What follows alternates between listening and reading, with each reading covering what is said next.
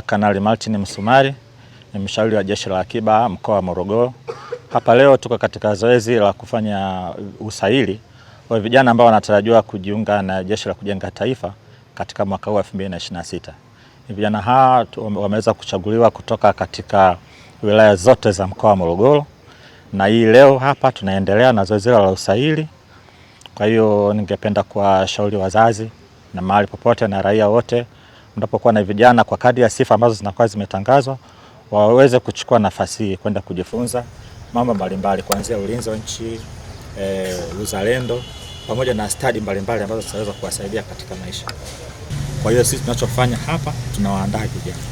Hatutumii gharama yoyote, kwamba kila kitu kinagharamiwa na serikali. Kwa hiyo vijana kwa kadri ambavyo wanakuwa na vile vigezo ambavyo vinahitajika, wanakaribishwa na wanatiwa moyo kwamba waweze kutumia hii fursa ambayo wataenda kujifunza vitu vingi sana ambavyo vitawasaidia katika maisha yao, lakini vile vile itasaidia nchi. Nafasi za kujiunga na JKT haiuzwi. Kwa maana hiyo, endapo kama kunatokea na watu ambao sio waaminifu wanataka kutumia nafasi hiyo, hayo ni makosa kama makosa mengine yoyote.